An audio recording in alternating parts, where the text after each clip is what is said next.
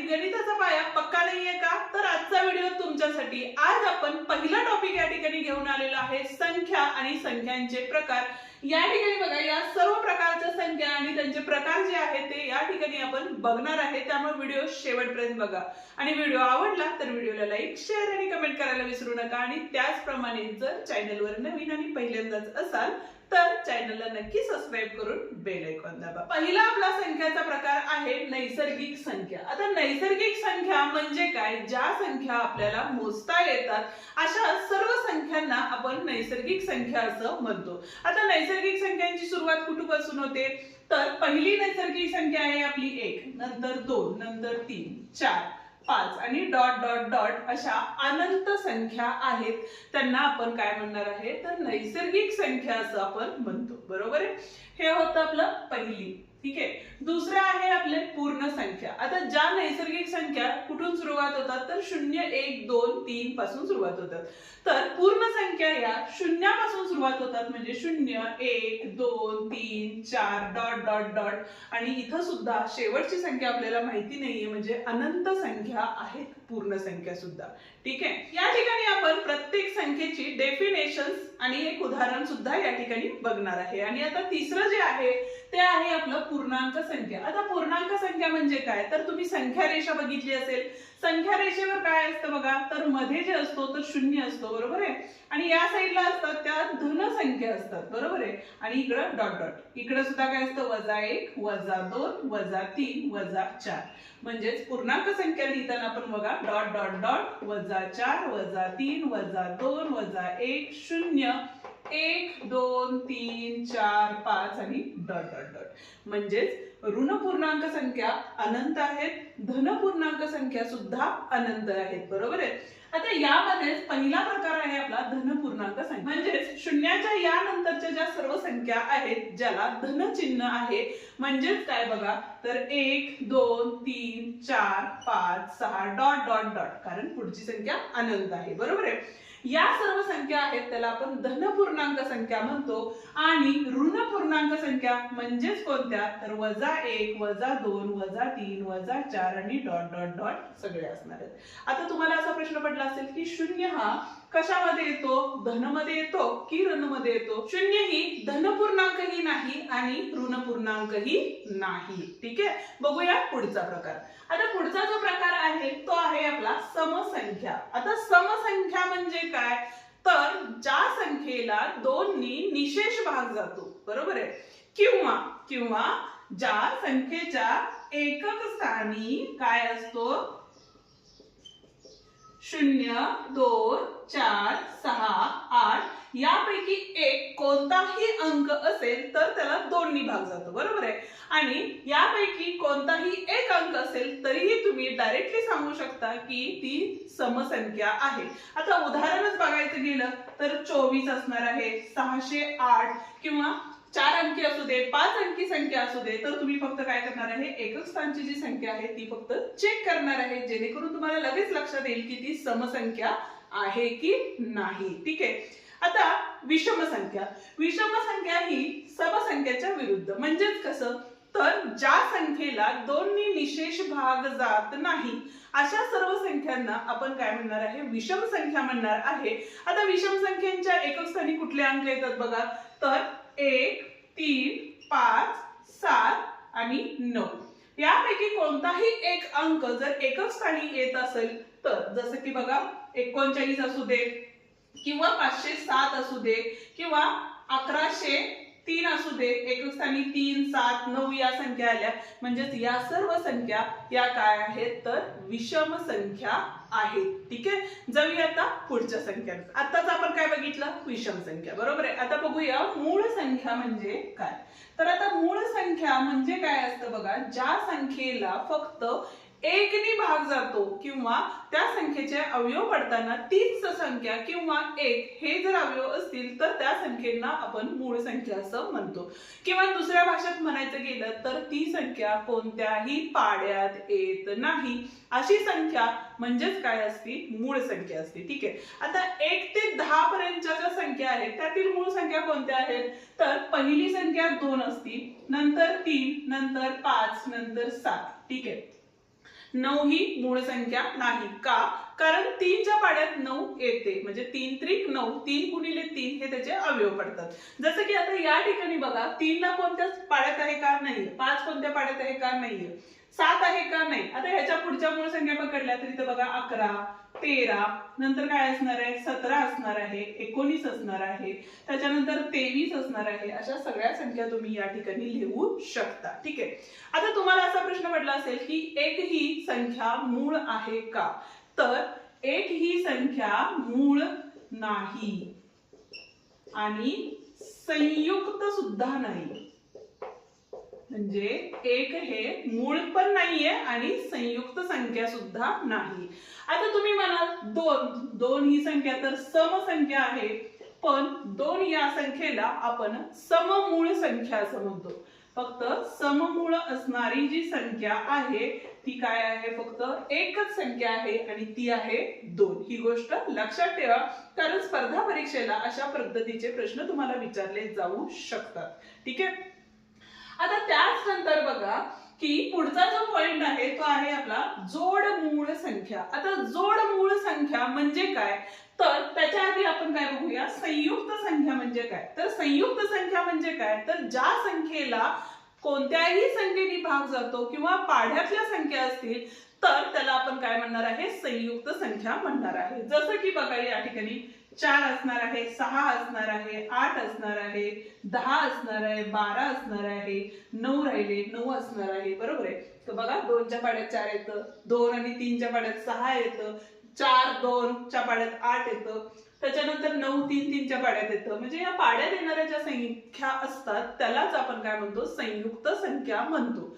आता राहिला प्रश्न काय आपला, तर जोडमूळ संख्या म्हणजे काय. आता जोडमूळ संख्या म्हणजे काय बघा, तर सलग येणाऱ्या संख्या, म्हणजे जसं की बघा इथं 11 आणि 12 आहे, यामध्ये मधली संयुक्त संख्या काय आहे? फक्त एकच आहे, जी की 12 आहे.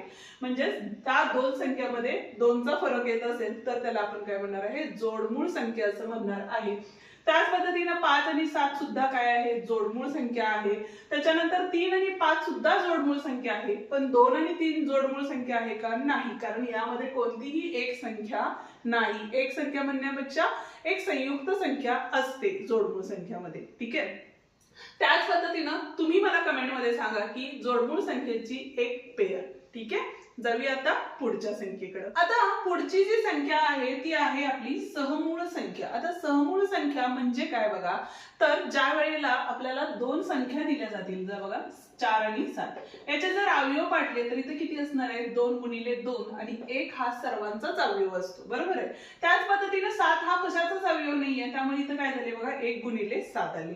तर या दोघांच्यातला सामायिक, म्हणजे दोघांच्यात सामायिक असणारा अवयव किती आहे? 1 आहे. याचाच अर्थ काय झाला, तर 4 व 7 ही काय आहे? सहमूळ संख्या आहेत. ठीक आहे. आता त्याच पद्धतीने अजून एखादं उदाहरण घेतलं तर या ठिकाणी बघा 4 आणि 8 घेतलं तर इथे किती येतात? बेदोनी 4 आणि 1 आला. आणि इथे काय असणार आहे? बेदोनी 4 बेदोनी 4, म्हणजे बेदोनी 4 4 दोन्ही 8 आणि इथं 1. इथं बघा हे 2 2, इथं 2 2, म्हणजेच या दोघांचे अवयव काय झाले? तर 4 आले. बरोबर आहे. म्हणजे सामायिक अवयव म्हणतो आपण त्यांना. त्यामुळे 4 आणि 8 सहमूळ संख्या असणार आहेत का?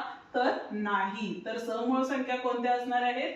ज्यांचा सामायिक अवयव हा फक्त 1 असतो, त्यालाच एक म्हणजे एक ही संख्या असते, त्यालाच आपण काय म्हणणार आहे? तर सहमूळ संख्या असं म्हणणार आहे. ठीक आहे. बघूया आता पुढची संख्या. पुढची संख्या काय आहे बघा, तर विरुद्ध संख्या. आता विरुद्ध संख्या म्हणजे काय, तर अशा 2 परिमेय संख्या ज्या 2 संख्यांची बेरीज केली असता उत्तर 0 येतं. आता विरुद्ध संख्या म्हणजे काय, तर समजा संख्या रेषावरील ज्या संख्या असतात, इथं बघा 0 1, इथे 1, इथं वजा 1. आता 1 आणि वजा 1 म्हणजेच काय, या दोघांची जर बेरीज केली तर 1 अधिक कंसात वजा 1 म्हणजे 1 वजा 1 आले. आता इथे चिन्हांचे नियम लागू झाले. आणि हे जर माहिती नसेल तर तेही व्हिडिओ आपण आपल्या चॅनल वरती अपलोड केलेले आहेत. त्याची लिंक खाली आपण डिस्क्रिप्शन मध्ये दिलेली आहे, ती तुम्ही बघू शकता. एकातने 1 गेले, किती राहिले बघा, या ठिकाणी 0 राहिले. बरोबर आहे.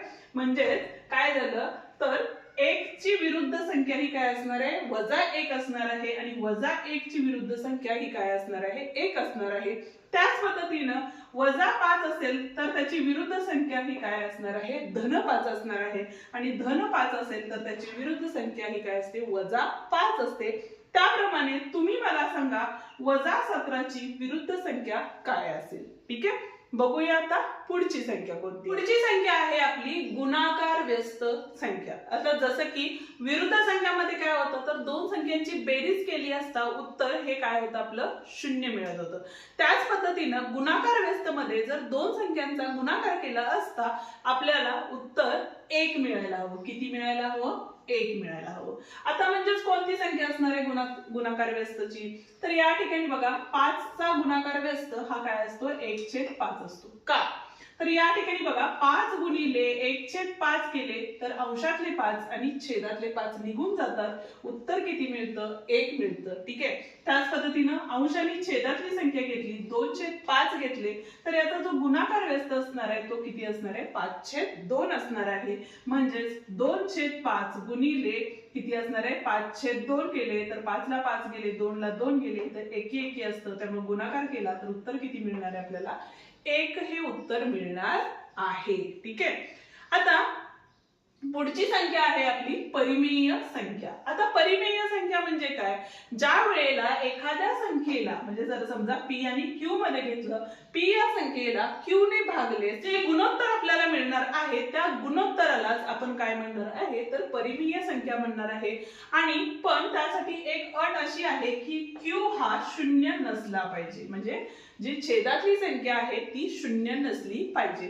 जसं की एखादं उदाहरण घेतलं तर या ठिकाणी बघा 3/4 ज्यावेळेला 4 ने भागू त्यावेळेला येणारं उत्तर जे असणार आहे तेच म्हणजे काय असणार आहे, आपली परिमेय संख्या असणार आहे. जर याला वजा चिन्ह असेल तर ती संख्या वजा मध्ये असू शकते, दशांश चिन्हामध्ये असू शकते. ठीक आहे, म्हणजेच धन असू शकते, ऋण असू शकते किंवा काय असू शकते, दशांश अपूर्णांकामध्ये सुद्धा असू शकते. ठीक आहे, अपरिमेय संख्या म्हणजे काय, आता बघा ज्या वेळेला अपूर्णांक येतो आणि कर्णी 2 आहे. ठीक आहे, जसं की आपण काय घेतलं, कर्णी 4 घेतलं तर आपल्याला माहिती आहे की 4 हे कशाचं वर्गमूळ आहे तर 2चं. हे मी तुम्हाला सिंपल भाषेत सांगत आहे. म्हणजे ज्याचं आपल्याला वर्गमूळ निघतं, घनमूळ निघतं, चौथं रूप निघतं, 10वं रूप निघतं त्या संख्या ह्या काय आहेत तर परिमेय आहेत. आणि ज्या संख्यांचं वर्गमूळ म्हणा किंवा घनमूळ म्हणा हे निघत नाहीये किंवा अखंडित काय आहे दशांश आवर्ती आहे अशा संख्यांनाच आपण काय म्हणणार आहे तर अपरिमेय संख्या. जसं की कर्णी 3, कर्णी 2 आहे, कर्णी 5 आहे, त्याच्यानंतर सांगते तुम्हाला कर्णी 7 सुद्धा आहे. या सर्व संख्या ज्या आहेत त्याला अपरिमेय संख्या असं आपण म्हणतो. ठीक आहे, आता बघूया 14वा म्हणजे केवल मूल्य. ठीक आहे, आता केवल मूल्य म्हणजे काय तर केवल मूल्यात असणारी जी संख्या आहे, जसं की या ठिकाणी बघा वजा 25 आहे तर केवल मूल्यातून बाहेर ज्या वेळेला काढतो त्यावेळेला येणारी संख्या ही नेहमी धन असते. म्हणजे जर असं जरी असेल धनसंख्या असेल तरी त्याचं उत्तर काय असणार आहे, नेहमी 25च असणार आहे. धन असेल तरी सुद्धा धन असणार आहे, ऋण असेल तरी धनच असणार आहे. ठीक आहे, हे आहे आपलं केवल मूल्य. आता अत्यंत महत्वाचं ते आहे त्रिकोणी संख्या. पण त्याआधी अजूनही जर व्हिडिओला लाईक केलं नसेल तर व्हिडिओला लाईक करा. तुमच्या मित्रांना जे स्पर्धा परीक्षा देतात, पोलीस भरती देत आहेत, एमपीएससी यूपीएससी करतात त्या विद्यार्थ्यांनाही आपला हा व्हिडिओ नक्की शेअर करा.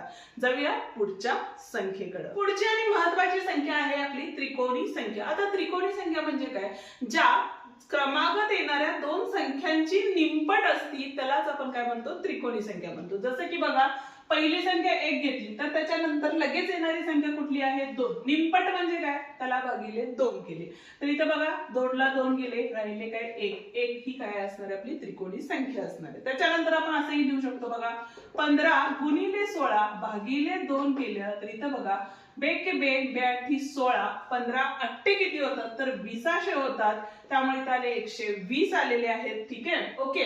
अजून एखादं उदाहरण घेतलं म्हणजे 120 ही काय झाली आपली त्रिकोणी संख्या झाली. ठीक आहे, त्याच पद्धतीनं काय असणार आहे हे बघा इथं तर छोटी संख्या घेऊन बघा म्हणजे 7 गुणिले 8 भागिले 2 केलं तर इथं काय आले बेक के बेक 2 8, 7 चौक किती आहे 28. म्हणजे ही काय झाली आपली त्रिकोणी संख्या झालेली आहे.